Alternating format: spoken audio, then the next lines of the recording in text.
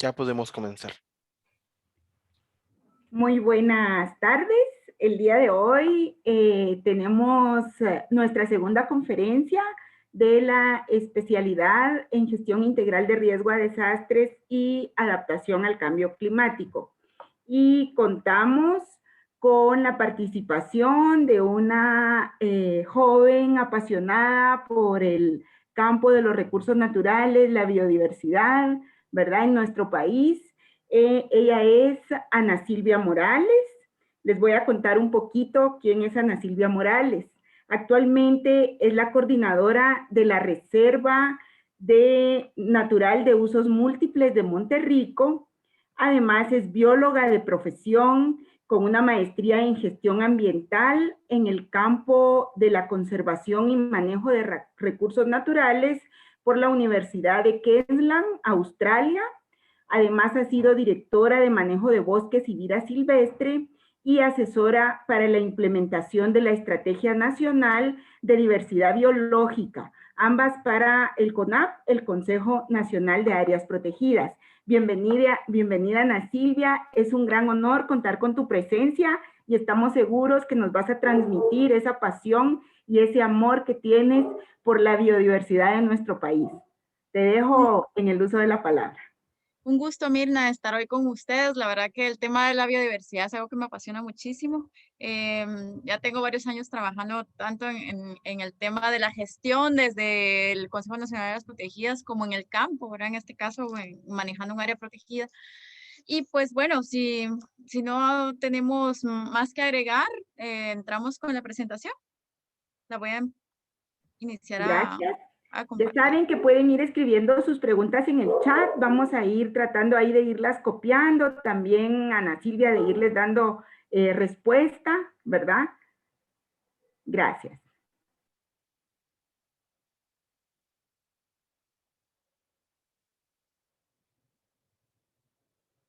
Ok, perfecto.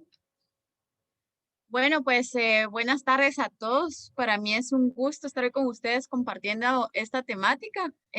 Según me comentan, hay participantes de varios países, ¿verdad? Lo cual creo que lo hace muy enriquecedor con el intercambio de información y de preguntas que podamos tener con todos ustedes. Y pues el tema que me solicitaron brindarles para el día de hoy es el manejo de la biodiversidad y los recursos fitogenéticos como mecanismo de seguridad alimentaria en la gestión integral de riesgo a desastres naturales, ¿verdad? Entonces, primero que todo, eh, vamos a hablar de conceptos básicos, ¿verdad? Yo sé que casi todos aquí provienen de carreras que ya tienen una formación en el tema de ambiente, en el tema de biodiversidad. Sin embargo, yo considero que hay ciertos conceptos básicos que son necesarios que conozcamos antes de que entremos en materia de los recursos fitogenéticos. Y primero que todo, el más básico de todos, ¿verdad? ¿Qué es la diversidad biológica? Pues la diversidad biológica, de acuerdo a lo establecido en el Convenio de las Naciones Unidas sobre diversidad biológica, del cual la mayoría de países latinoamericanos es signatario y lo ha ratificado, pues se entiende como la variabilidad de organismos vivos de cualquier fuente, incluidos, entre otras cosas, los ecosistemas terrestres y marinos, otros ecosistemas acuáticos y los complejos ecológicos de los que forman parte, ¿verdad? Comprende la diversidad dentro de cada especie, entre las especies y los ecosistemas, ¿verdad? Cuando hablamos entre las especies también hablamos de los genes. Por ecosistema, pues entendemos un complejo dinámico de comunidades vegetales, animales y de microorganismos y su medio no viviente que interactúan como una unidad funcional.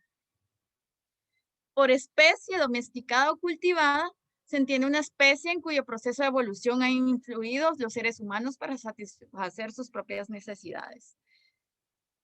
Y bueno, también el tema de material genético se entiende como ese material de origen vegetal, animal, microbiano o de otro tipo que contenga unidades funcionales de la herencia.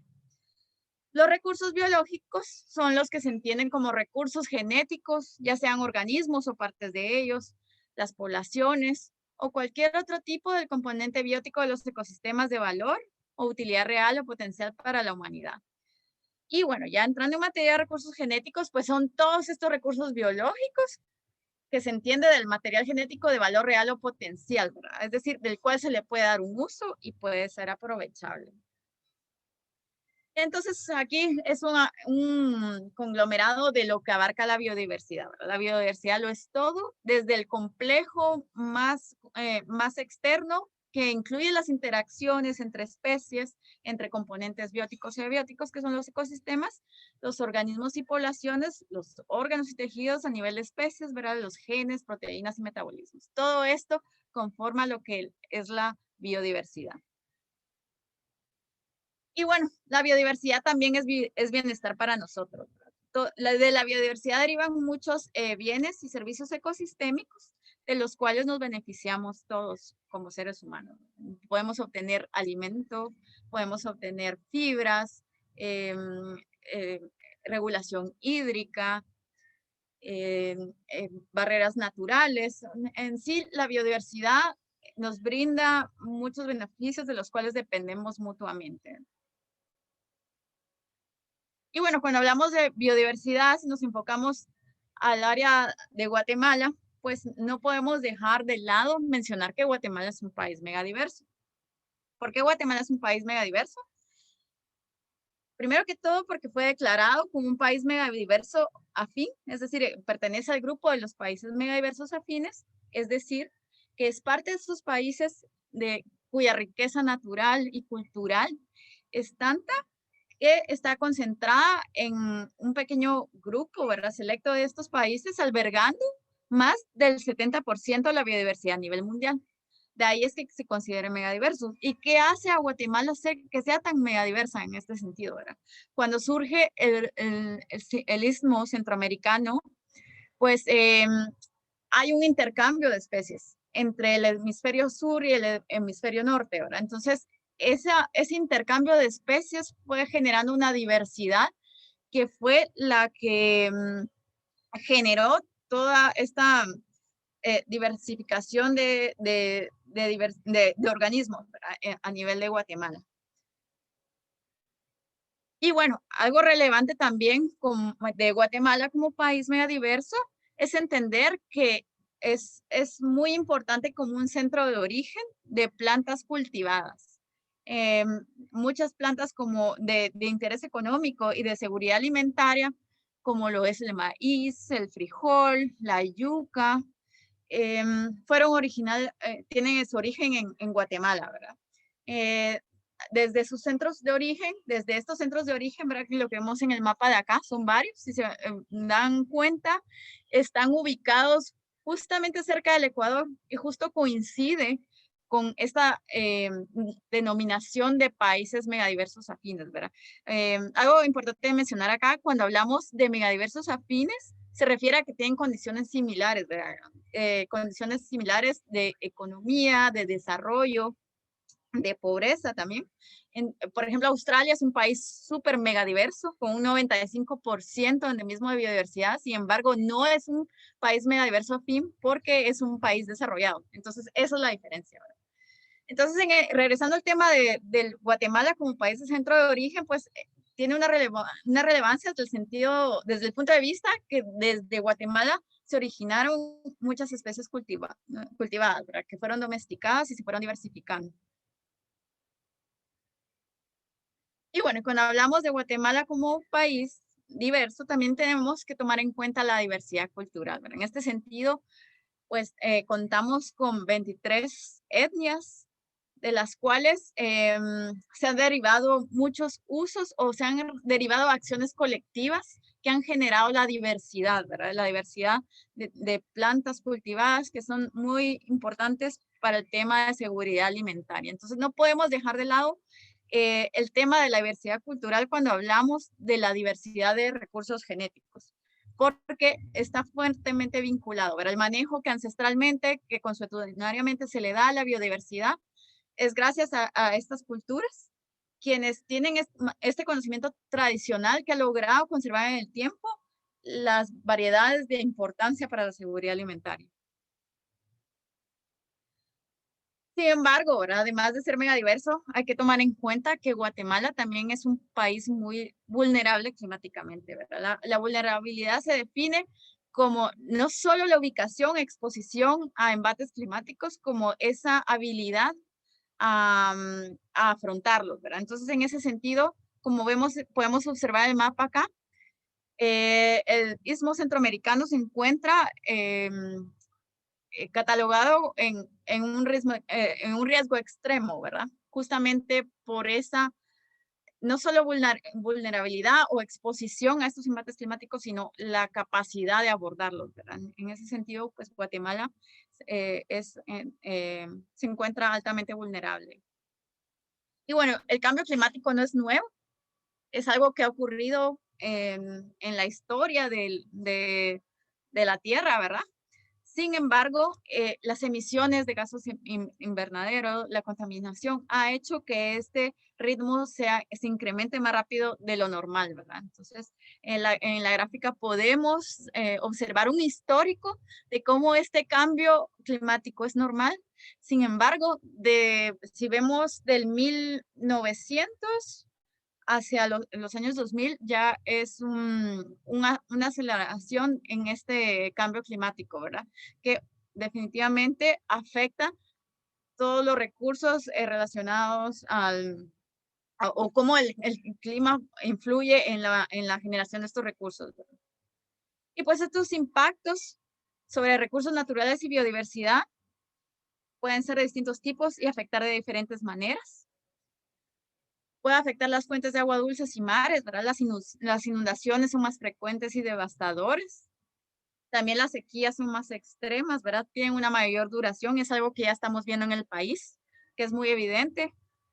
El aumento del nivel del mar también es algo bien conspicuo de observar, se ha visto de 4 a 6 milímetros y eso es también por el derretimiento de los polos.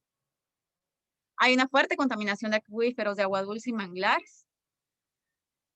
En el caso del aire, pues hay cambios en patrones de precipitación.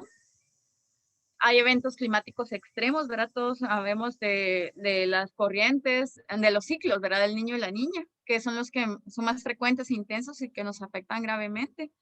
Hemos también sido sujetos a huracanes, a tormentas. Y lo más importante es que ha aumentado los gases de efecto invernadero, ¿verdad? Sobre el suelo también hay una aridificación y pérdidas de grandes áreas de suelo.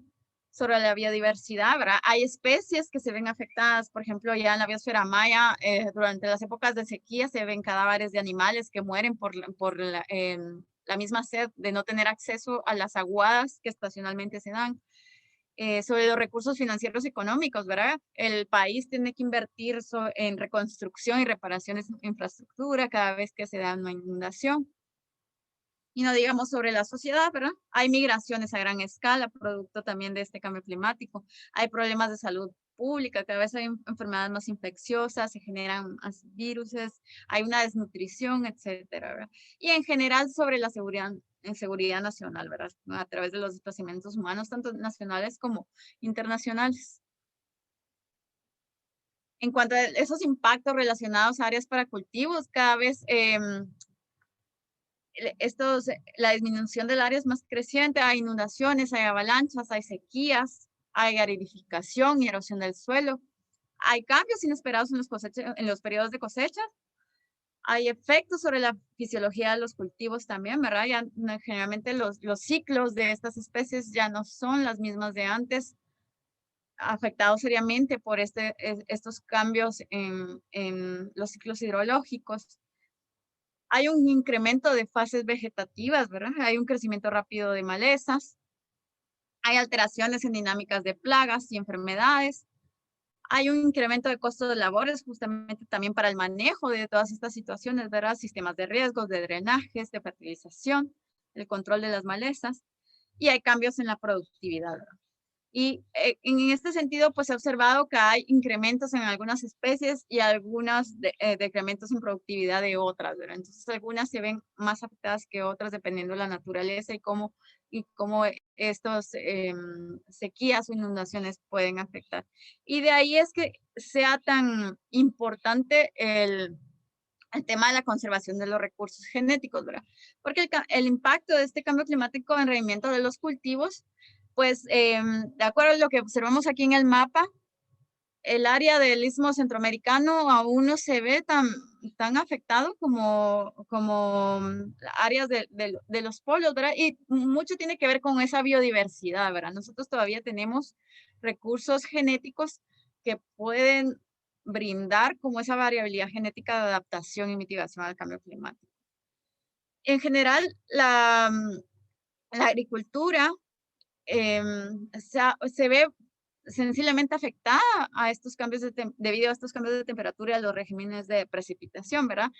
Los modelos climáticos prevén cambios drásticos en las condiciones climáticas en muchas regiones del mundo, incluyendo cambios en temperatura, precipitación, incremento en la frecuencia y severidad de eventos extremos.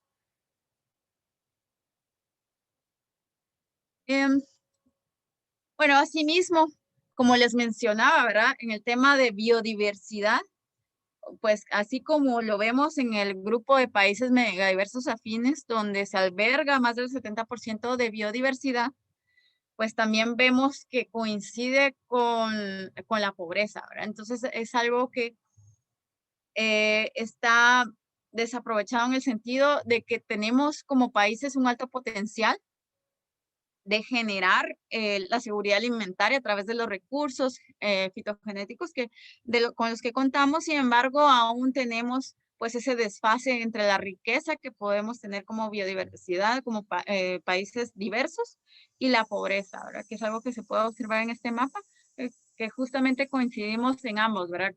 En que aunque somos países diversos, pues la pobreza también sigue imperando en nuestro contexto. Y bueno, ¿y cómo los recursos fitogenéticos frente al cambio climático son tan importantes? Pues los recursos genéticos son considerados fuentes súper importantes en las que se basa la alimentación. Sin embargo, son muy subutilizados y están muy subestimados a nivel global, ¿verdad? En la agenda global, los recursos fitogenéticos no son de un punto de relevancia y por lo mismo, la falta de interés en esos recursos se puede convertir en una barrera adicional para su uso efectivo en contribuir a la adaptación y mitigación de los sistemas de agricultura, ¿verdad?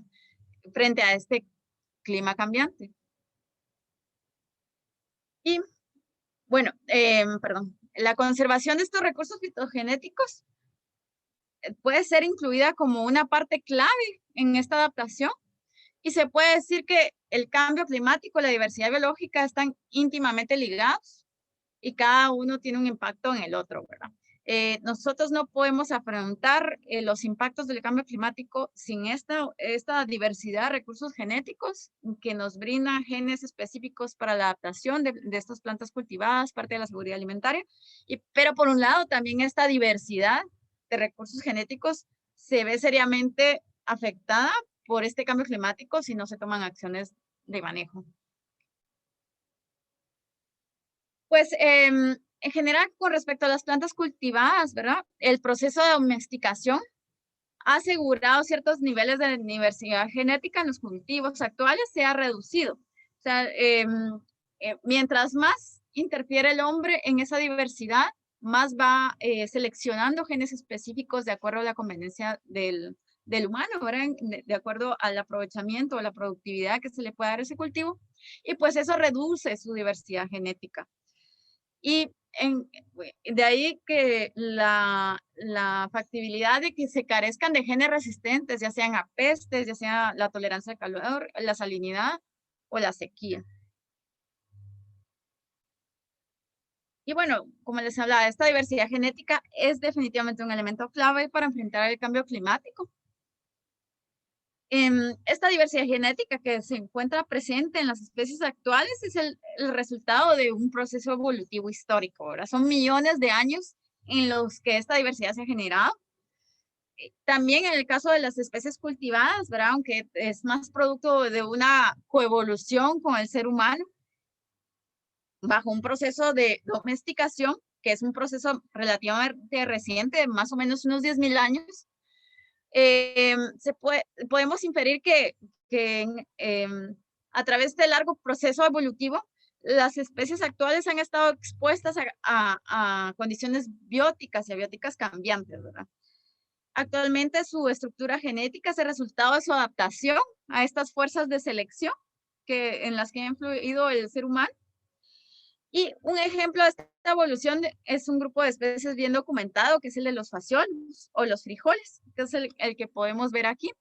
Este mapa es tomado del Atlas de parientes silvestres, que está ubicado en la página del CONAP. Y bueno, la distribución es muy variada, ¿verdad? Lo podemos ubicar en diferentes altitudes a lo largo del país. Y algunos, en el caso de los parientes silvestres, pues tienen ciertas adaptabilidades a climas extremos, ¿verdad? Los cuales son los que pueden brindar esos genes necesarios para el mejoramiento de estas otras especies a la adaptación del cambio climático, ¿verdad? De acuerdo a las condiciones específicas a las que se podrían encontrar adaptados. Y bueno,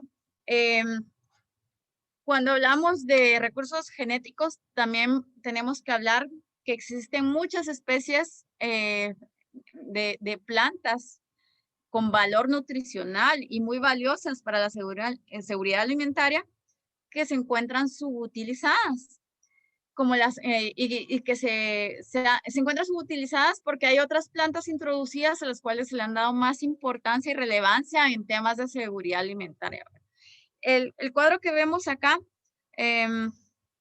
bueno, se me movieron las líneas, pero lo que quería yo señalar es, por ejemplo, la chaya. La chaya es una especie que crece de manera arvense, es decir, que es una especie que puede ubicarse como una planta mal llamada maleza, que tiene una amplia distribución en el país, bueno, sobre todo asociada a lugares secos, que tiene un alto valor nutricional, ¿verdad? Como podemos ver acá, la chaya tiene un 5.6 gramos de proteína. Si lo comparamos con la cantidad de proteína que podemos ubicar en la selga, que es una hortaliza introducida europea, ¿verdad? Que tiene 1.6, vemos la diferencia y cómo se ha perdido ese conocimiento de ese uso. Lamentablemente, la chaya es una especie, que es el del género Nidosculus, ya muy subutilizada en el caso de Guatemala. Sin embargo, si nos movemos hacia el lado de la península de Yucatán, de Campeche, ustedes podrán ver de que ahí sí tiene un uso mayor, está mejor valorada, ¿verdad? Lo utilizan mucho en licuados verdes, sí tiene un uso y es una parte valiosa de la alimentación de los mexicanos en esta área. Sin embargo, en Guatemala ya no la consumimos tanto ahora y es un alto valor nutricional el que podemos encontrar en este tipo de plantas. Bueno, esta gráfica también muestra también un poco otras especies que también crecen de la misma manera, arvense, y que posiblemente se han dejado de consumir sobre la importancia que se le da a otras hortalizas introducidas. Entonces tenemos los ejemplos del bledo, del chipilín y la hierbamora, ¿verdad? La hierbamora o quilete, que son especies que crecen de crecimiento rápido, que se ubican en las orillas de caminos y que son de alto valor nutricional y que al momento pues ya no son tan utilizadas como en el pasado. Ese conocimiento tradicional sobre el uso de esas plantas se ha ido perdiendo mucho culturalmente hablando, ¿verdad? Bueno, aquí tenemos la chaya de nuevo, ¿verdad? La variabilidad de la chaya, que esto puede variar de acuerdo a la ubicación. Y aquí está el mapa de distribución de esta especie, ¿verdad? De la Nidosculus chayamansa. Entonces, vemos que la distribución, si nos damos cuenta aquí, no sé si pueden ver mi cursor, pero está asociado a sitios secos, ¿verdad? El corredor seco. Entonces, cuando vemos que tenemos problemas de desnutrición en áreas como el bosque del corredor seco, y a la vez tenemos alternativas que pueden ser viables, ¿verdad? Para asegurar la nutrición en estas áreas, pues es algo que hay que tomar en cuenta, ¿verdad? Sin embargo, estas especies están subvaloradas y no son tomadas en cuenta en las políticas de conservación de estos recursos. Aquí hay otro desglose, ¿verdad? De los componentes nutricionales de las hojas frescas de chaya. Entonces, son muy ricas en proteína, ¿verdad? También son altas en calcio, bueno, en fibra. Y es lo mismo en el caso del ramón. Bueno, el ramón es un caso distinto, ¿verdad? En el caso del ramón, pues es una especie silvestre que crece en la selva petenera. Bueno, hay algunas especies de Brosimum ubicadas en la costa sur también. Es una nuez de alto valor nutricional, es un producto del bosque, ¿verdad? Y que también, no sé, tiene mucho potencial en cómo esta podría procesarse y ser un recurso alimenticio importante para la seguridad alimentaria, ¿verdad? En Petén ya se realizan esfuerzos de este procesamiento, hay grupos de mujeres encargados de este procesamiento y de la comercialización de estos productos, ¿verdad? Es un elemento importante de la selva petenera. Y aquí vemos un cuadro comparativo del valor nutricional con respecto a otros cultivos, ¿verdad? Por ejemplo, con respecto al maíz, con respecto al trigo y el arroz, ¿verdad?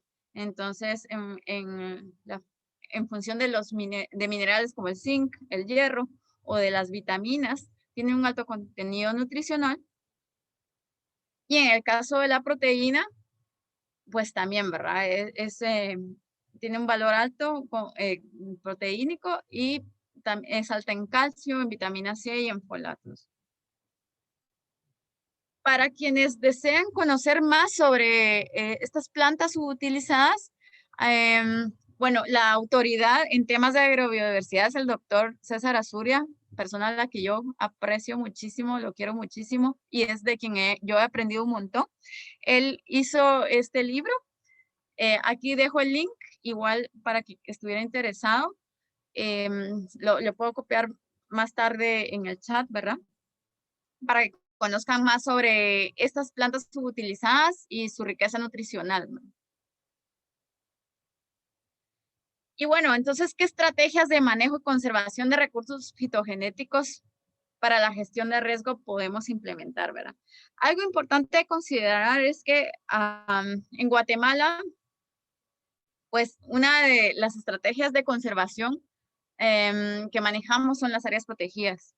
Y muchos de los parientes silvestres que dieron origen a estas plantas cultivadas, pues se ubican en cierto porcentaje dentro de áreas protegidas. Sin embargo, hay muchos parientes silvestres que no lo están.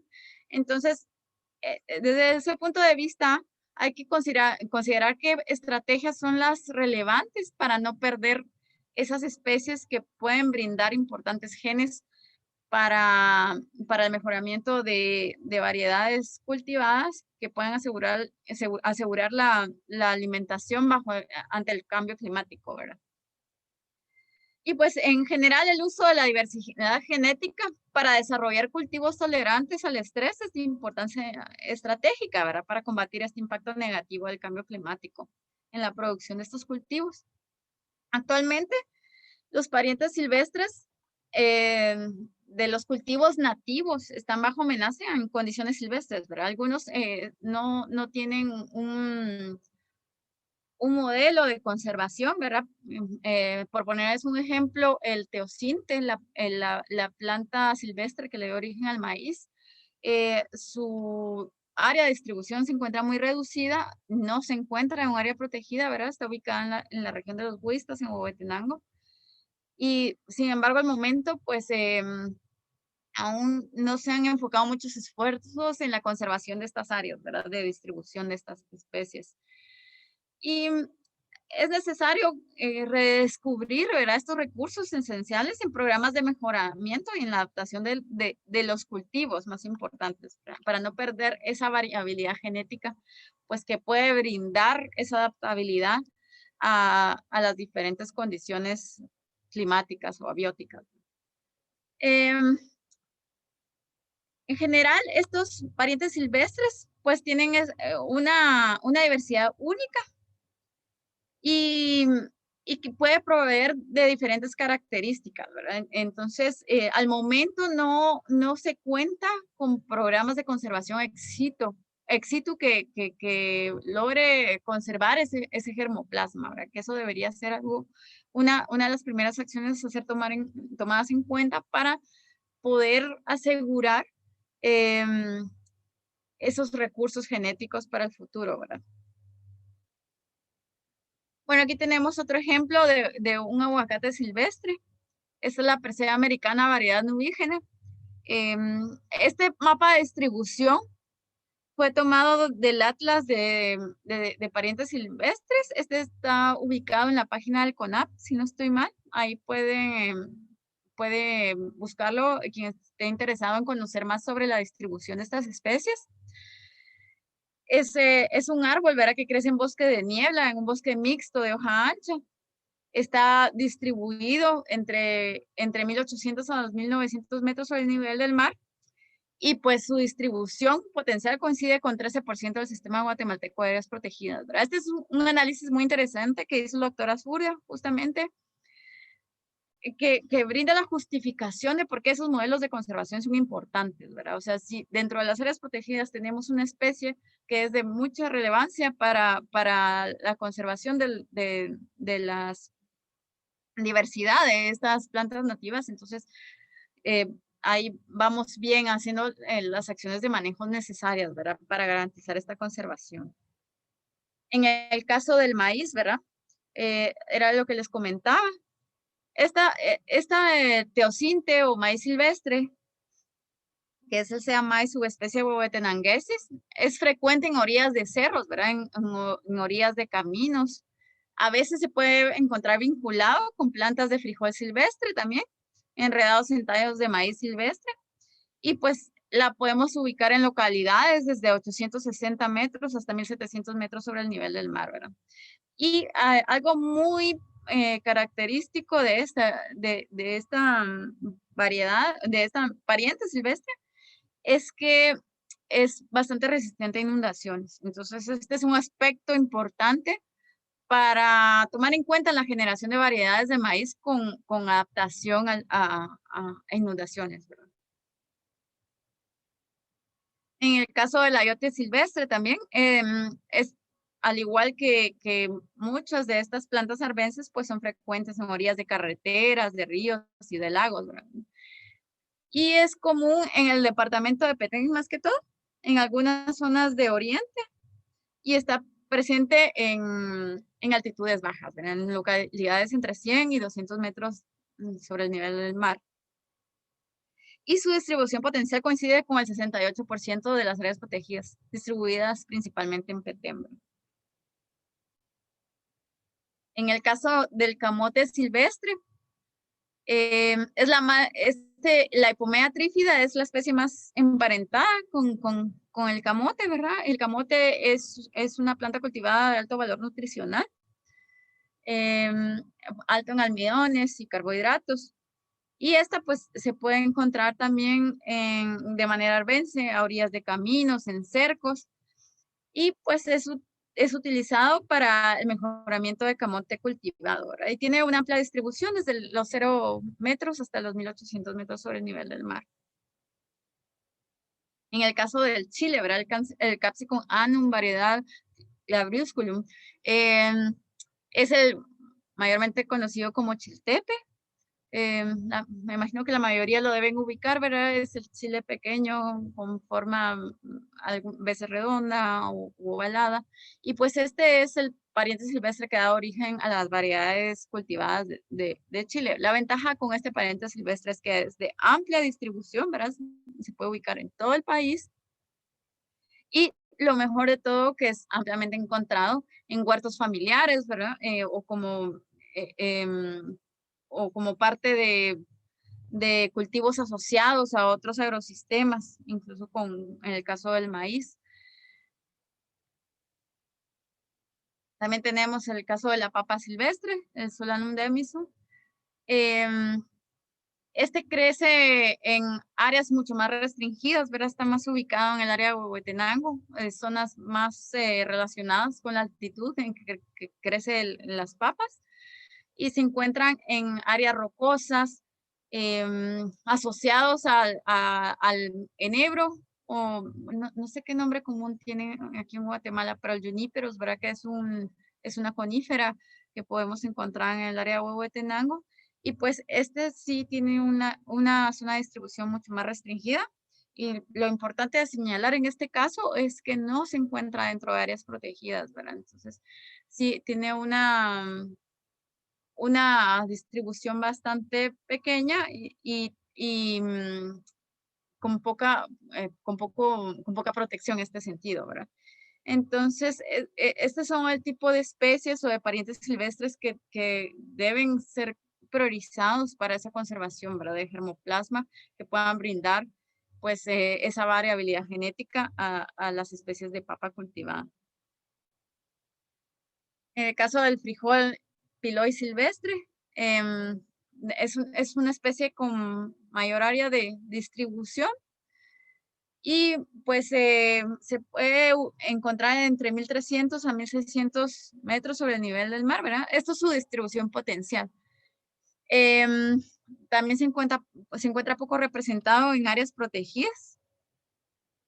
Y pues se cree que este frijol piloy cultivado, distribuido en el mundo, fue domesticado en Guatemala, ¿verdad? Entonces, no solo fue el centro de origen, sino también hubo una domesticación. O a veces ocurre que no necesariamente en el centro de origen se domestican estas variedades. Generalmente son domesticadas en otras áreas, pero en este caso es un ejemplo de cómo sí fue cultivado, domesticado en Guatemala y fue distribuido en el resto del mundo.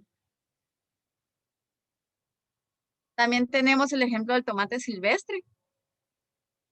Em, Mis disculpas porque aquí no puse la información de esta especie. Sin embargo, bueno, como les puedo mostrar aquí en el mapa, es de amplia distribución. Y pues tiene bastante adaptación, ya que por la misma amplia distribución que tienen en cuanto em, distribución altitudinal y clima, pues tiene bastante variabilidad que puede ser utilizada para la adaptación de cultivos de tomate a determinadas condiciones climáticas o abióticas, ¿verdad?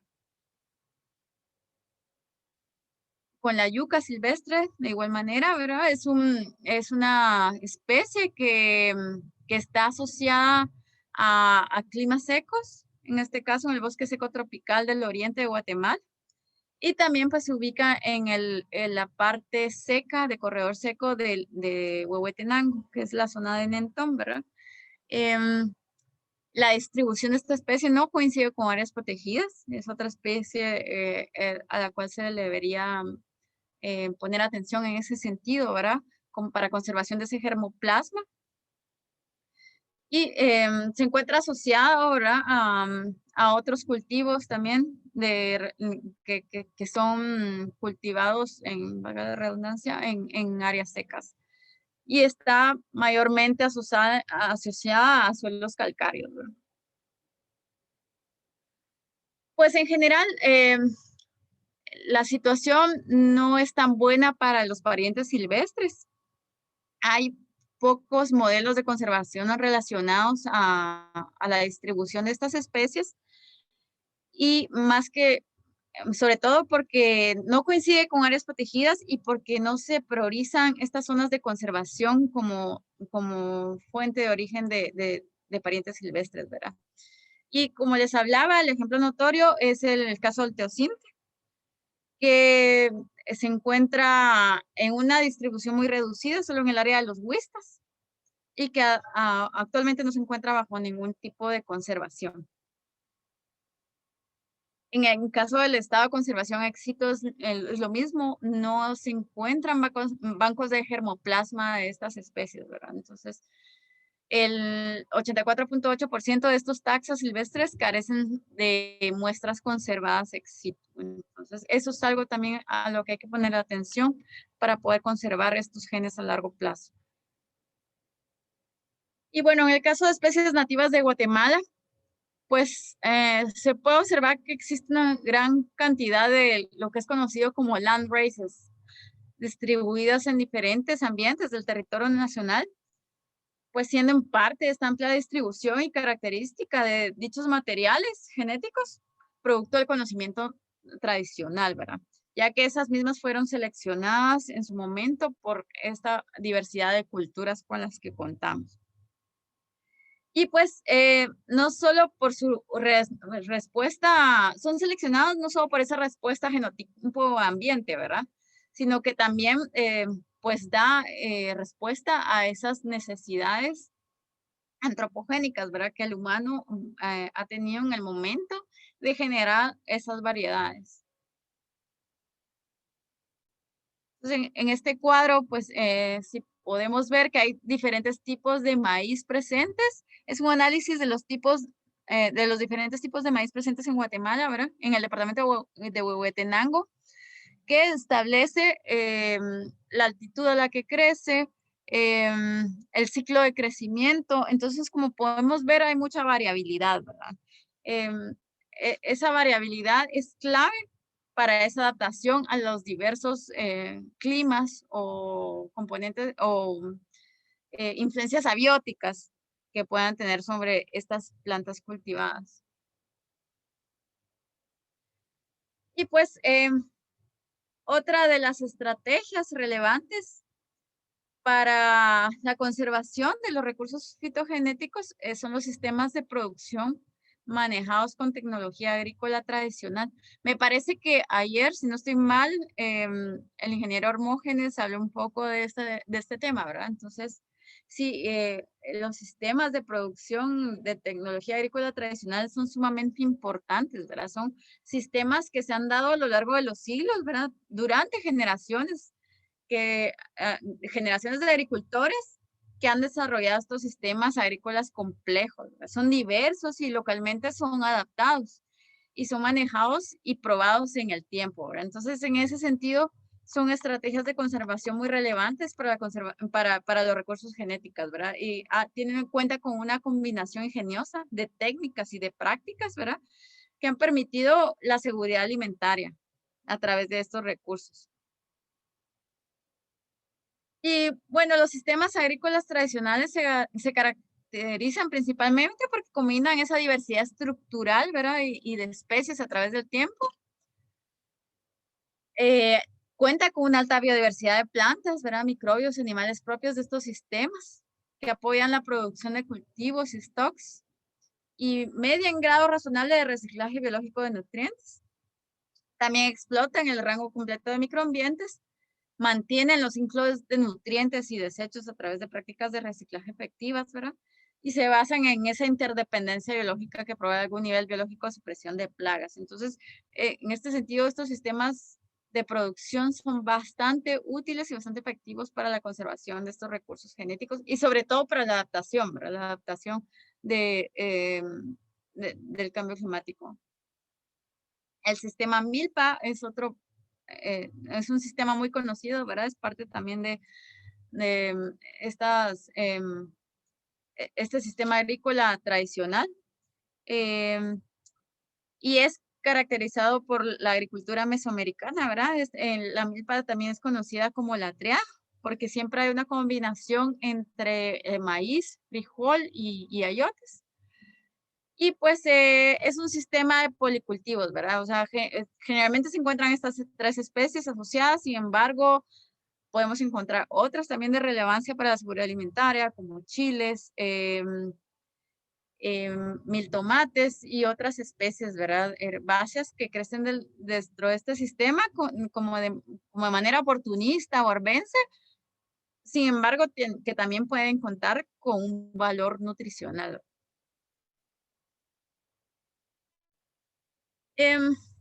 Otra estrategia importante son los huertos familiares.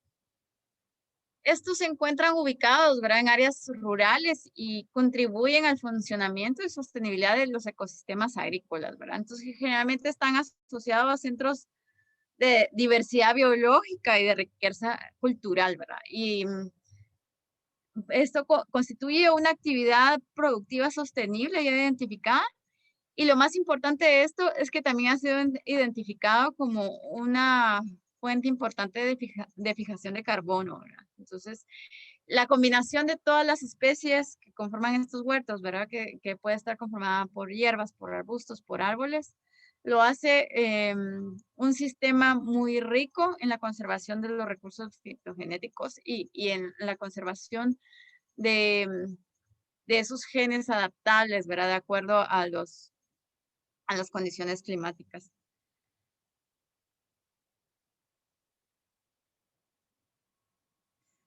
Bueno, como conclusiones, ¿verdad? Guatemala es parte de un centro de origen, ¿verdad? De mucha importancia y de diversidad de plantas cultivadas, denominado Mesoamérica, y posee riquezas de recursos genéticos y conocimientos tradicionales asociados que representan fuente importante para enfrentar los efectos del cambio climático, ¿verdad? Todas estas variedades que se han generado, que manejan cierta adaptabilidad a los distintos climas que se pueden encontrar en el país, pues son producto de esta riqueza y diversidad, tanto biológica como cultural, ¿verdad? Es parte de acciones colectivas de conservación de estos recursos también. Y pues son una parte estratégica para esa seguridad alimentaria.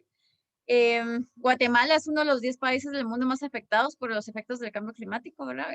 Lamentablemente, pues tenemos una vulnerabilidad bastante grande y por lo tanto se ve necesario buscar esas alternativas para enfrentar los efectos negativos del mismo.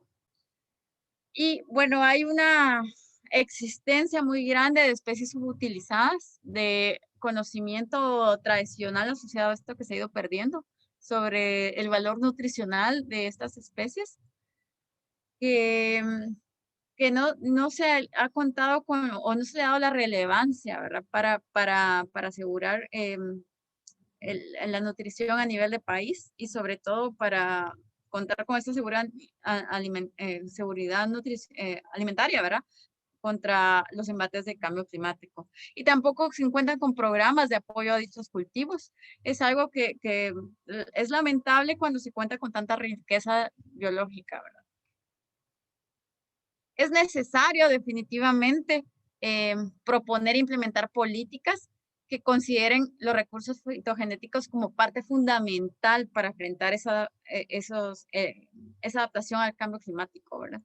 Y esto debe ser algo amplio que debe incluir tanto la investigación como la conservación in situ, la conservación ex situ, el uso de sistemas resilientes, ¿verdad? De tecnología tradicional, que es bastante importante, y también el apoyo al cultivo de especies subutilizadas, altamente ricas en nutrientes, ¿verdad? Ya vimos que, de acuerdo a los estudios bromológicos, pues son de alto valor nutricional, no los estamos utilizando y no solo frente al cambio climático, sino en general para la seguridad alimentaria del país, ¿verdad? Somos un país con un alto nivel de desnutrición y pues el tomar en cuenta estas estrategias o de conservación de estas especies es importante para asegurar la seguridad alimentaria del país.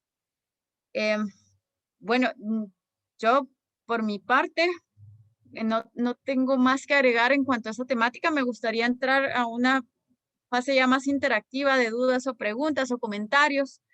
Aquí les dejo algunas referencias.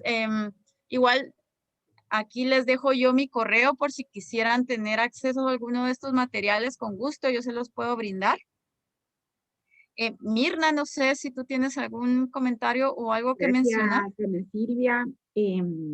Vamos a tener el Classroom también abierto para que puedas, si nos ayudas a subir todos los materiales, ¿verdad? Que se han generado y tú has participado en CONAP, en la generación de esos materiales también. Y pues sí, hay varias preguntas en el chat, pero también creo que nos podemos dar el lujo, aprovechando el tiempo que tenemos, de que expresen sus preguntas a viva voz. Le voy a preguntar a Mario, que es nuestro asistente técnico, si es factible, para que tengamos una mejor dinámica de conversación, ¿verdad? Te cuento, Ana Silvia, que en el grupo hay participantes definitivamente de Guatemala, pero hay participantes de Honduras, de El Salvador, de Costa Rica, de Perú, Bolivia, de Nicaragua, ¿verdad? Entonces, por lo menos en la región mesoamericana y también en los países de América del Sur que están, pues son países muy ricos en biodiversidad, ¿verdad? Donde nuestras condiciones son muy similares. Entonces, no sé si es posible, Mario, que puedan los compañeros participar con sus preguntas, preguntando de preferencia. Sí, que levanten la mano. Con eso yo puedo ver quién es y por orden vamos dando la palabra. Gracias, pues si les parece así de esa manera para hacer más interactiva la conferencia de Ana Silvia el día de hoy, ¿verdad? Ok, Aprovechando perfecto. que tenemos ahí un poquito de tiempo. Pues si no, yo puedo empezar con algunas que han escrito, pero por favor ahí vayan pidiendo la palabra y vamos trabajando de esa manera. Nos pregunta Edina Bichok, ¿a qué se debe que el gobierno no tenga interés en el cambio climático? Bueno, yo creo que no es que no haya interés en el cambio climático precisamente, porque el país pues ha ratificado un convenio, ¿verdad? El ratificar convenios internacionales quiere decir que hay que implementar acciones al respecto. Sin embargo, las medidas que se coordinan desde los ministerios a cargo de asegurar, por ejemplo, de todo el tema de seguridad alimentaria, tal vez no son las adecuadas o las propicias que promuevan, ¿verdad?, la conservación de estos recursos o la utilización de estas especies para asegurar bueno, valga la redundancia, seguridad alimentaria, ¿verdad? Entonces, sí, sí, digamos, no es que el gobierno no le ponga atención al cambio climático per se, porque sí es parte de un convenio internacional y donde tiene que generar instrumentos, ¿verdad? Para abordar esta temática, donde tiene que generar políticas y estrategias. Sin embargo, a nivel del papel de cada ministerio, cada institución, posiblemente hay un desfase y una falta de coordinación para aterrizar estrategias puntuales en la conservación de recursos genéticos, por decirlo así, ¿verdad? Gracias, Ana Silvia. Nos pregunta Raúl Espinosa, ¿cómo relacionas el impacto del cambio climático y la frontera agrícola sobre el efecto que ha tenido en la biodiversidad de recursos y la seguridad alimentaria, principalmente en los países subdesarrollados? Bueno, definitivamente la promoción de monocultivos no es algo que sea conveniente para, para abordar el tema de afrontar el cambio climático, ¿verdad? En el caso de los monocultivos, cada vez avanza más la frontera agrícola, ¿verdad? Hay más monocultivos. En el caso de Guatemala, cada vez, por poner un ejemplo, la palma de aceite avanza más, la caña de azúcar. Y sí, esto definitivamente tiene una repercusión en cuanto a los impactos que pueda haber desde el cambio climático, ¿verdad? ¿Por qué? O sea, si tenemos solo un monocultivo, si devastamos un bosque por tener un monocultivo, obviamente esos impactos van a ser mucho mayores porque al quitar un bosque, pues quitamos suelo, hay erosión, digamos que impacta o deriva en otras cuestiones que afectan seriamente, ¿verdad? Entonces, definitivamente eso en países subdesarrollados es muy frecuente, a veces muy fuerte vinculado también a la corrupción, ¿verdad? Porque son proyectos que se autorizan sin tomar en cuenta esos impactos, incluso en las poblaciones aledañas, ¿verdad? Entonces, en este sentido, pues sí, definitivamente el tema de los monocultivos o el avance de la frontera agrícola está fuerte vinculado a esos impactos que puedan afectar por el cambio climático. Ana Silvia. Igual Raúl nos pregunta sobre los organismos genéticamente modificados, si han afectado hoy en día el aprovechamiento de los recursos fitogenéticos. Bueno, esta es una pregunta bastante interesante. Hasta la fecha, al menos en Guatemala, no hay estudios que respalde que un organismo genéticamente modificado está afectando esa variabilidad genética. Sin embargo, sí es un riesgo, sí se toma en cuenta como un riesgo. Entonces, de ahí es que surge el protocolo de Cartagena, que es otro instrumento, producto de la ratificación del Convenio de Diversidad Biológica, que la idea es justamente regular esos organismos genéticamente modificados para evitar que esta afectación pueda llegarse a cabo. ¿Verdad? El hecho de que no existan estudios o evidencias no quiere decir que no vayan a afectar. Y por eso es que se generan estos instrumentos que logren tratar de evitar esas afectaciones, ¿verdad? Provenientes de estos organismos. Gracias, Ana Silvia. Nos pregunta Joel Montenegro, ¿existen experiencias sistematizadas donde se pueda conocer las prácticas de conservación que realizan las etnias o pueblos originarios de Guatemala? Sí, definitivamente. Hay varias experiencias sistematizadas en cuanto a acciones colectivas de conservación. Bueno, el CONAP ha generado varias a través del doctor Azurdia también.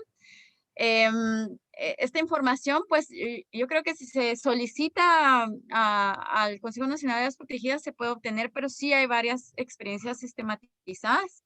Creo que hay una muy puntual, bueno, tal vez no está vinculada directamente a seguridad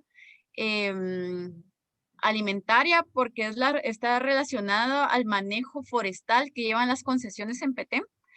Pero si hay un estudio, por ejemplo, sobre la variabilidad genética, cómo el manejo que ellos hacen no afecta negativamente en esa variabilidad genética. Ese me parece un estudio bastante interesante que se realizó, me parece que lo realizó Bioversity en su momento, hace algunos años. El hallazgo es importante, ¿verdad? Si bien no evidencia que el manejo forestal que se dio en este caso genere más diversidad, sí no la afecta, ¿verdad? Entonces, eso creo que son hallazgos relevantes. Habrá muchas más experiencias acá que ahorita yo no tengo en mente, pero sí se cuenta con ellas. Gracias. Hay una pregunta por ahí que nos hace Víctor Bonilla desde Petén y que nos pueden ayudar todos también. Nos pregunta dónde puede conseguir semilla de chaya. De chaya. Buena pregunta. Yo no le puedo responder exactamente dónde la puede conseguir, pero sí puedo averiguarle. Hay algunos productores, ¿verdad? A veces se hacen ferias de biodiversidad que justamente son para promover esa valoración de estos recursos, ¿verdad? Fitogenéticos o de estas plantas subutilizadas. En estas ferias llegan productores de este tipo de especies, ¿verdad? De estas plantas. Y pues que a través de ellos se puede adquirir. Yo ahorita no tengo puntualmente ese contacto, pero si quedamos en contacto, yo hago lo posible por averiguarlo y pasarlo. Gracias, Ana Silvia. Por ahí nos dice Marito que hay dos manitas levantadas. Vamos a dar la palabra, vamos a ver. Ok, ahorita voy a darle la palabra a Eddie Navichoque. Gracias. Adelante. Eddie tiene la palabra.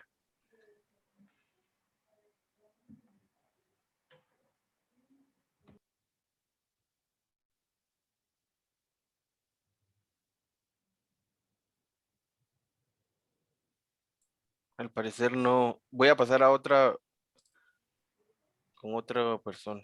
Porque No sé si ahí me escuchan. Ah, sí, Eddie. Ahí estás, Sí, Eddie. hoy sí. Bienvenido, sí. ¿Qué sí. tal, ingeniera? Es un gusto saludarla. Mucho gusto, ingeniera Silvia también. Pues yo tengo varias cuestionantes. Quiero comentarles que yo ahorita estoy por graduarme de una maestría cabal en estas cuestiones del cambio climático y lo que ha afectado en los sistemas de producción en el área de Jalapa. Entonces, la verdad que sí, el cambio climático ha afectado en gran manera, en todo, usted mencionaba varias cuestiones muy importantes. Por ejemplo, yo me recuerdo hace unos 25 años aproximadamente, tal vez cuando andábamos, pues tenía alrededor de unos mis 10, 9 años por ahí. andábamos tapiscando con mi papá y encontrábamos todas estas cuestiones del frijol que usted mencionó que se da en los cercos, ingeniera Ana Silvia, ¿verdad? Pero el frijol, si me pudiera recordar el frijol que mencionó. El Phaseolus dumosus. Ajá, pero ¿qué es el grande? No, el piloy es el Phaseolus coccineus. El piloy, ajá. Bueno, entonces, pero esta especie ha desaparecido aquí en las áreas de Jalapa. Entonces, la verdad que es bastante preocupante. Yo le hacía la pregunta también acerca de que por qué el gobierno realmente no se ha interesado en estos temas.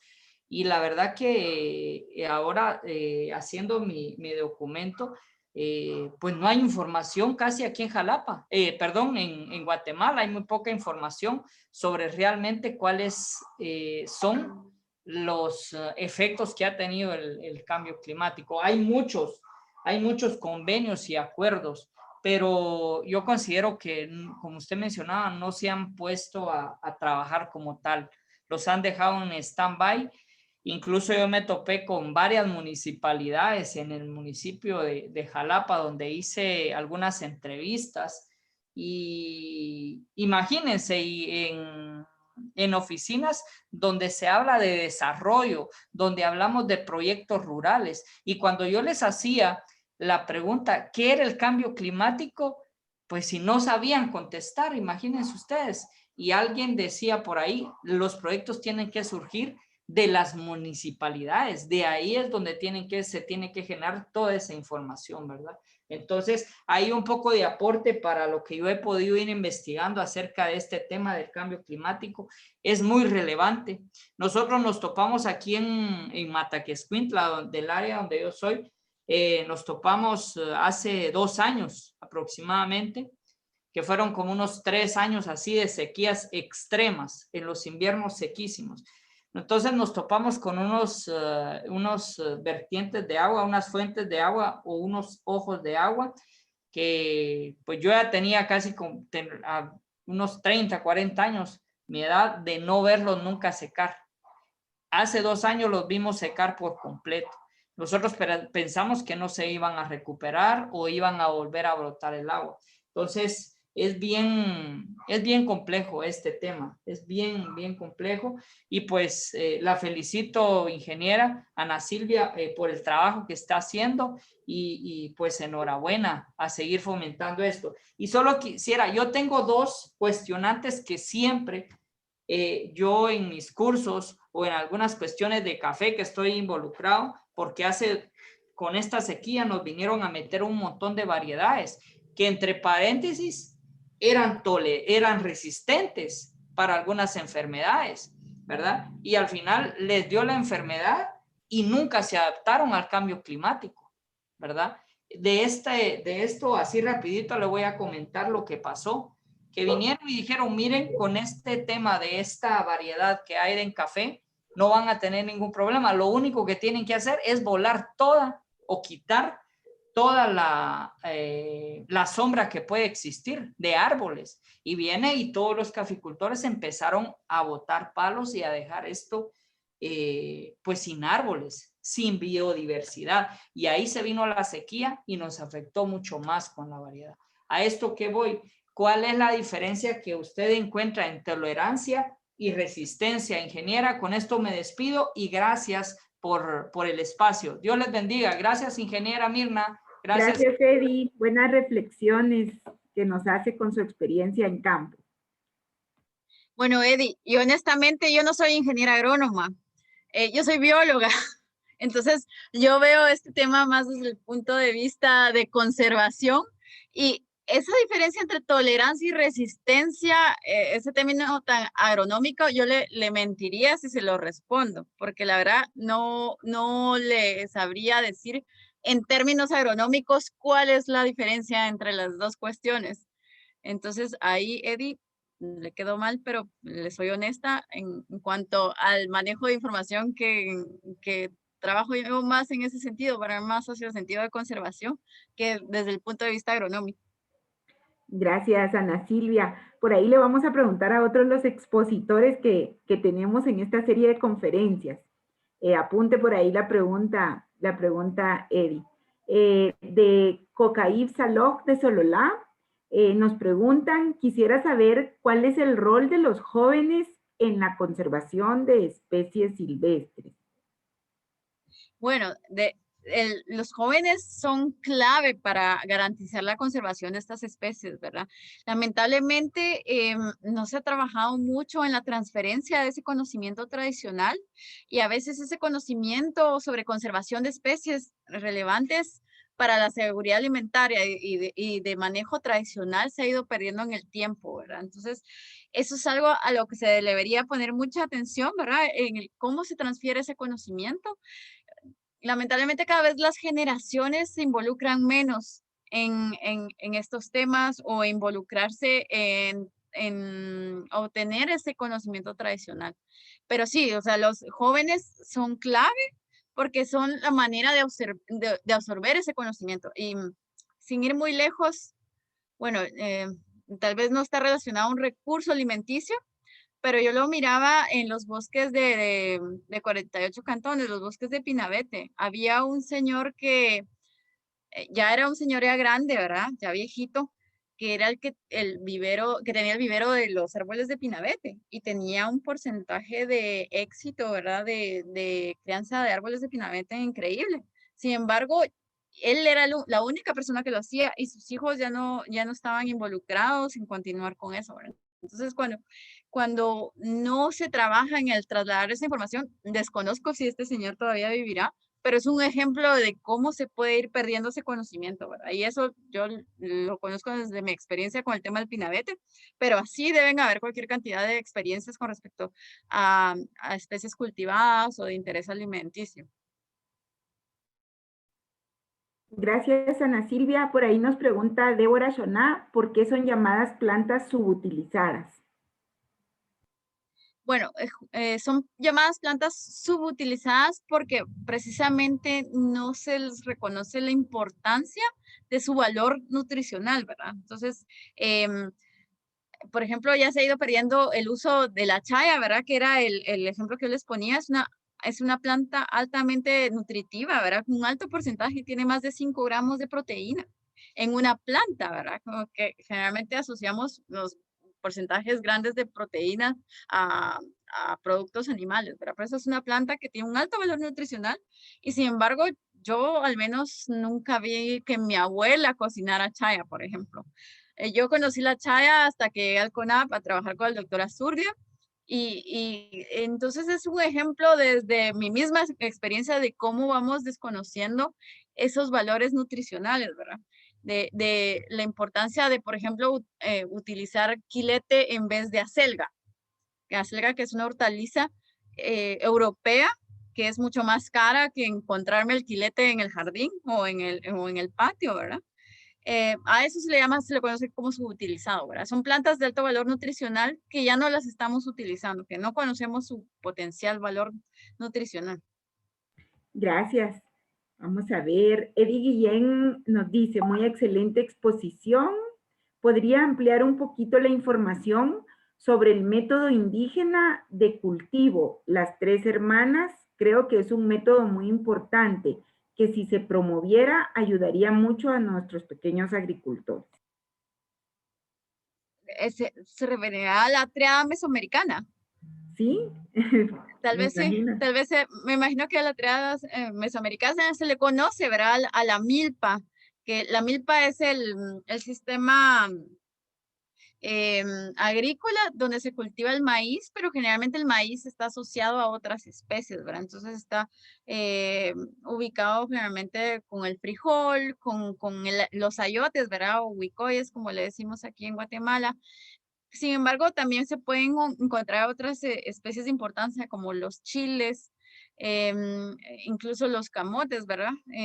Entonces, es un sistema que es interesante porque es un policultivo. Entonces, esa diversidad enriquece también las fuentes de alimenticias o de estas plantas de uso para la seguridad alimentaria.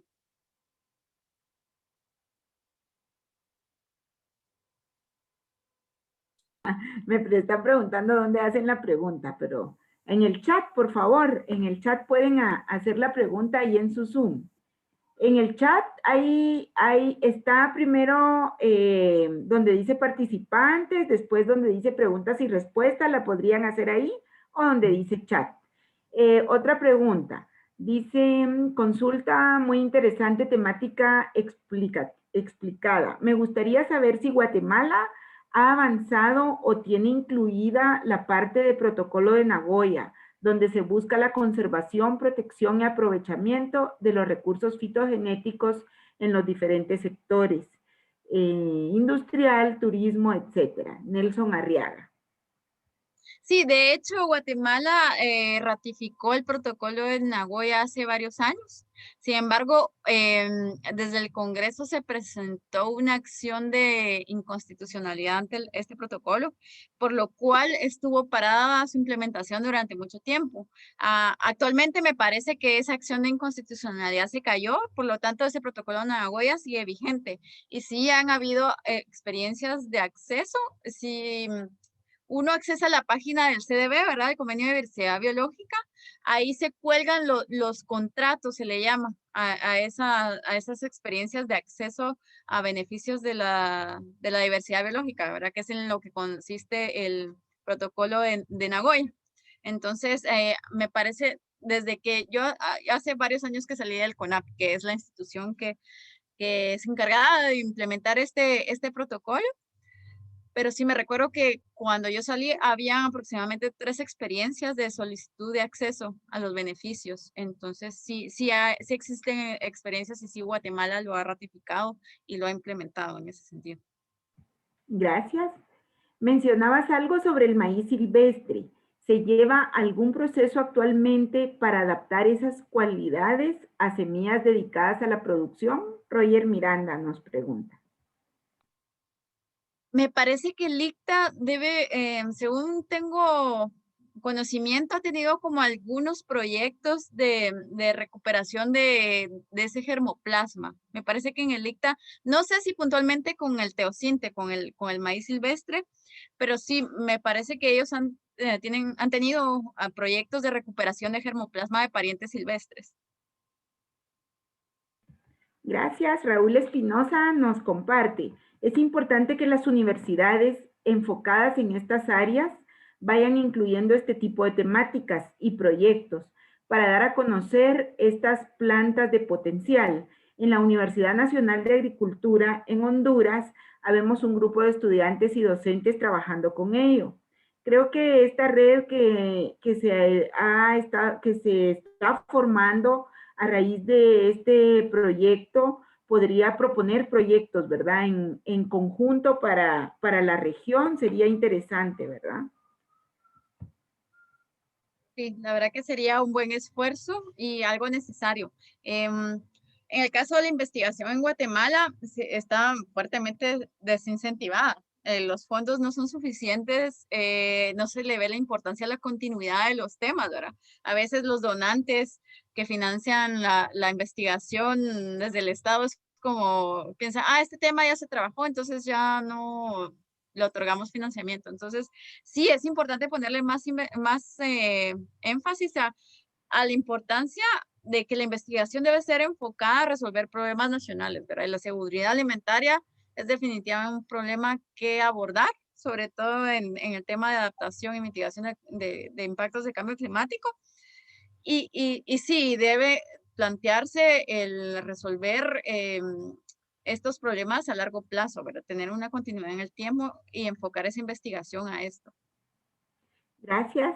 Ligia Monterroso nos pregunta, ¿puede indicar algún estudio de caso o proyecto exitoso relacionado al rescate, conocimiento y uso de especies nativas? El CONAP ha implementado algunos proyectos justamente relacionado al tema de ABS y protocolo de Nagoya. Hace algunos años estuvieron tuvieron 2 proyectos. Uno para el tema de tintes naturales en San Juan La Laguna y el otro en Rabinal con el tema del morro. No está enfocado a seguridad alimentaria per se, porque lo que ocurre con el morro es que es una artesanía que es única en el mundo. Solo 5 familias en el mundo realizan la técnica que se hace de los chinchines negros, ¿verdad? O las maracas negras que tenemos en Guatemala. Entonces, sí, parte de estos proyectos contemplaba la recuperación de ese conocimiento, porque ya son muy pocas personas que tienen el conocimiento de cómo aplicar. Ellos utilizan un tinte natural para teñir estas maracas, ¿verdad? Que es una cochinilla con la cual ellos lustran, ¿verdad? El fruto de esta planta que nosotros le decimos morro, sin embargo la especie es Crescentia pujete o Crescentia lata. Y pues han sido proyectos bastante interesantes de recuperación de ese conocimiento y de transferencia de ese conocimiento. Gracias, qué interesante, porque además los chinchines van asociados a temas culturales, ¿verdad? Para las pisadas y todo, ahí con la tortuga y todo. Dice, es una lástima, Obdulio Medrano, es una lástima que con tanta riqueza de germoplasma nuestros gobernantes estén cerrando prácticamente las instituciones encargadas de generar tecnología adecuada y nuevas variedades. ICTA, por ejemplo. Se ha cancelado las encargadas de la transferencia de esta tecnología, DIGESA. ¿Se podría hacer presión al gobierno para impulsar nuevamente estas instituciones tan necesarias para el país? Pues yo creo que sí se podría generar presión desde un sector relevante, ¿verdad? En ese caso, al menos la Universidad de San Carlos juega un papel importante, ¿verdad? En ese sentido, el papel, digamos, el rol constitucional que tiene la San Carlos de resolver problemas nacionales, definitivamente lo lleva en ese sentido de que podría ser una presión, generar una presión para recuperar este tipo de instituciones. Y sí, es una pena y es lamentable. Yo lo veo desde el punto de vista de conservación y que es a lo que estoy más vinculada, más que desde el punto de vista agrícola o agronómico. Pero, por ejemplo, en el tema de ambiente y conservación, el gobierno destina menos del 2% del presupuesto nacional, ¿verdad? En temas de conservación. No es relevante. El ambiente no es un tema relevante para el gobierno. Por ende, el cambio climático tampoco, ¿verdad? Y me imagino que con respecto a la relevancia de la investigación y del papel que tienen estas instituciones como el ICTA, pues también no se ve o no se le da la relevancia que se debería como tal, ¿verdad? Pero sí, la presión sí se puede hacer desde la misma Universidad de San Carlos.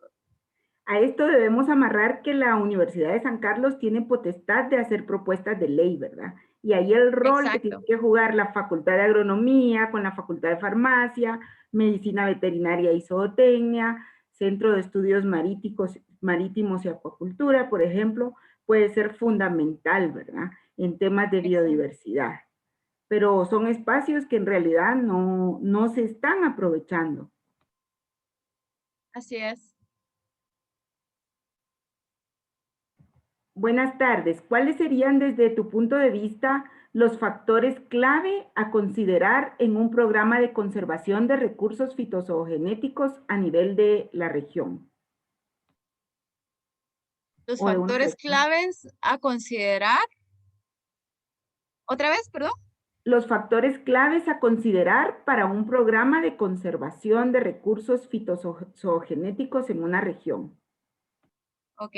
Primero que todo, tenemos que tener claro cuál es el problema que vamos a resolver, ¿verdad? Si lo que queremos es generar variedades que sean adaptables, por ejemplo, a la sequía, ¿verdad? Tener muy claro eso.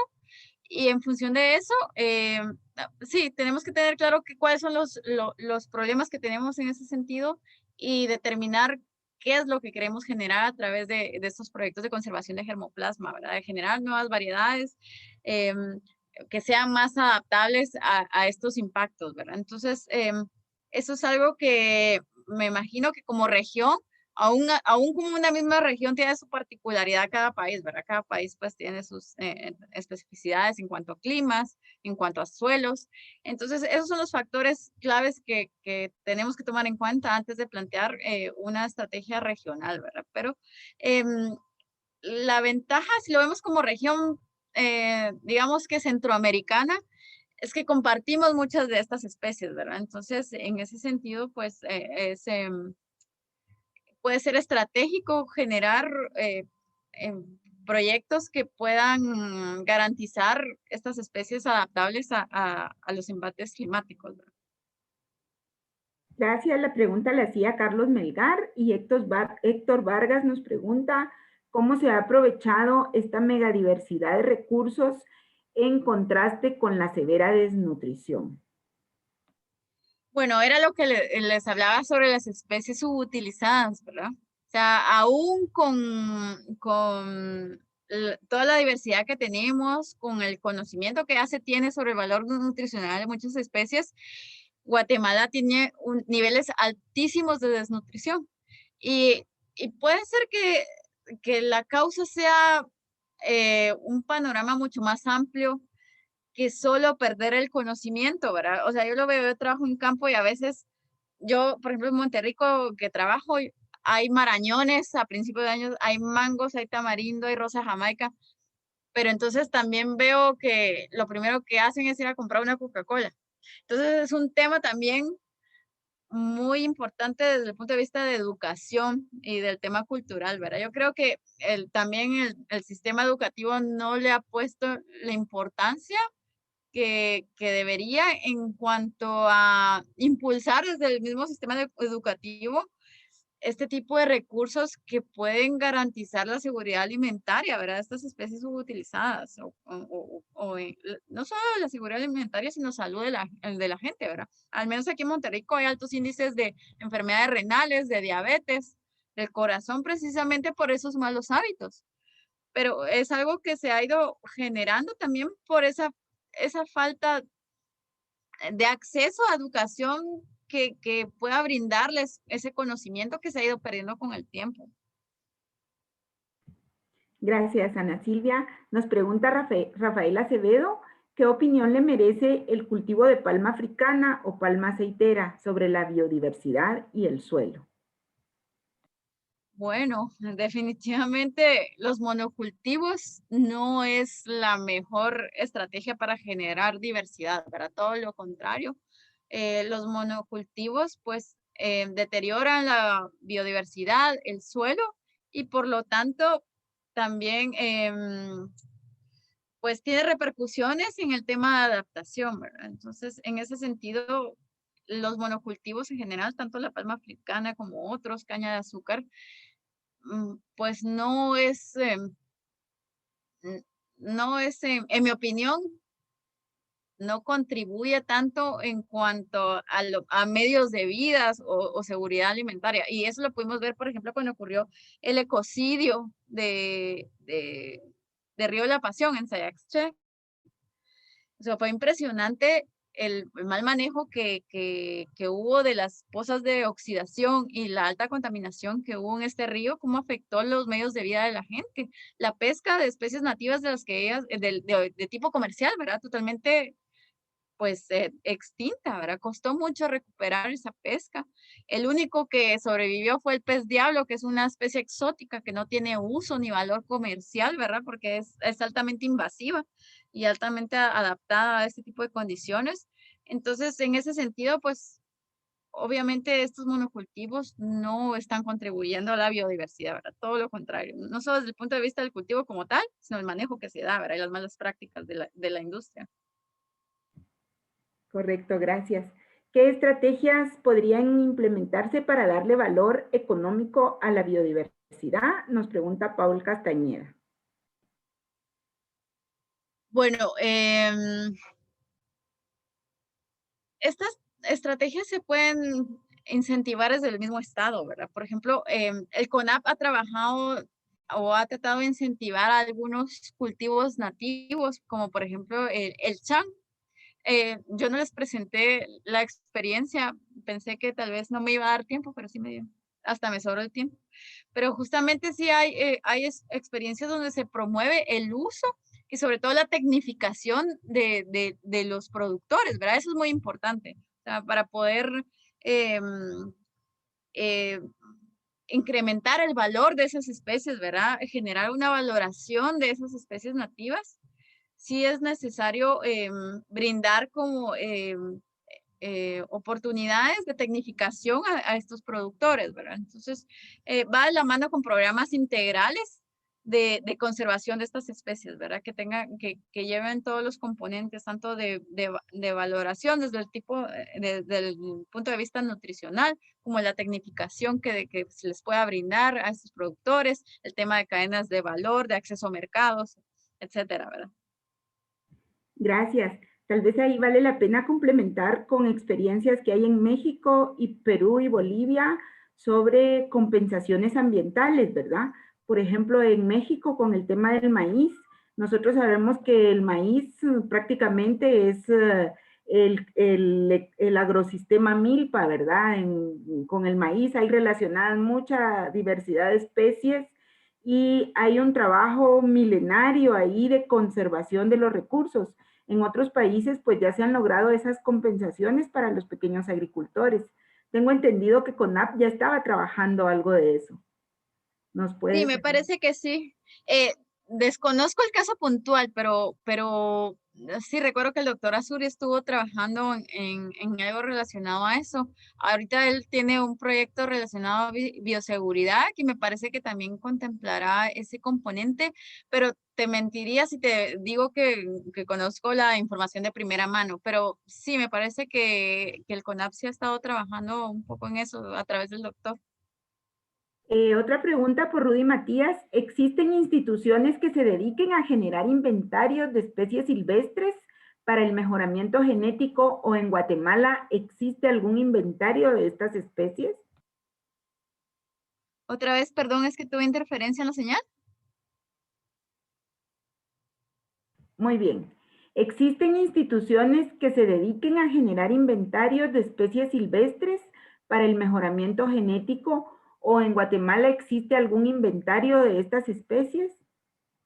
Sí, de hecho, tanto el CONAP como el ICTA son las principales instituciones que han generado esa información, ¿verdad? Entonces, sí, el ICTA sí tiene como les comentaba, un proyecto sobre especies, parientes silvestres, ¿verdad? De cultivos. Entonces, sí se está generando la información y el CONAP, el doctor Azurdia, ha trabajado muchísimo en generar esa información también. Gracias. Pedro Villatoro nos comparte que existen experiencias muy buenas en el tema de recuperación de conocimientos ancestrales y especialmente en semillas, que nos recomienda visitar la página de la Red Nacional por la Defensa de la Soberanía Alimentaria en Guatemala, Red SAG, ¿verdad? Por ahí le vamos a tomar la palabra. Sí, ellos han trabajado bastante en estas cuestiones. De hecho, el CONAP, bueno, ha tenido que abordar ciertos temas con ellos en el tema sobre todo de protocolo de Cartagena, ¿verdad? De bioseguridad.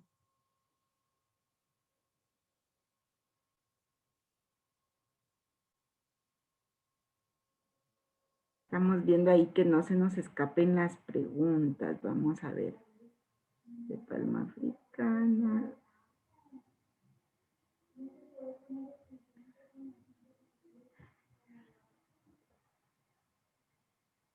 Nos hablan de la transculturización, ¿verdad? Que nos lleva a no valorar los recursos biológicos con los que ponemos, con los que contamos. Por ahí existen buenas experiencias. Sugiero.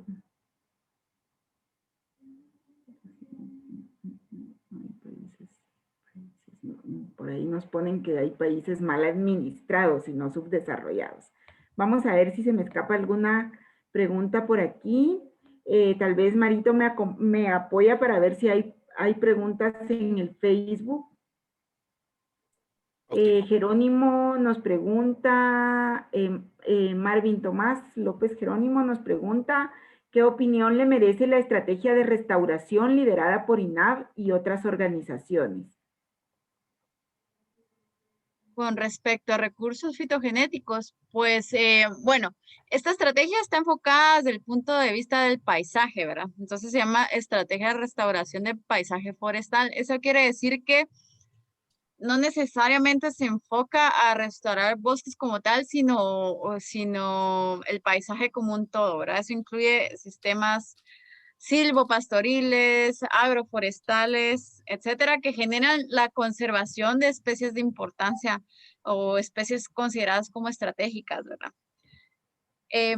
Pues desde este punto de vista me parece que es valioso porque tiene un enfoque de paisaje, que eso puede ser más inclusivo en cuanto a las especies que puede considerar, ¿verdad? Para la restauración.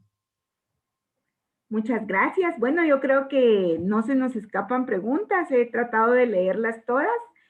Ana Silvia, te agradecemos inmensamente tu apoyo al presente diplomado y les pido por favor que ahí llenen su asistencia. Han preguntado mucho sobre las presentaciones y los materiales. Estos serán compartidos en el Classroom, ¿verdad? Y como les he comentado, pueden accesar a todos los materiales, aunque deben enfocarse en la parte agronómica para su certificación o en la parte de veterinaria y zootecnia, ¿verdad? Sin embargo, tienen acceso a todo el material. Estamos con esto concluyendo la sesión del día de hoy y nos vemos el día lunes. Feliz fin de semana, ¿verdad? Y gracias, Ana Silvia, por todo tu apoyo. Ok, un gusto estar con ustedes. Feliz noche.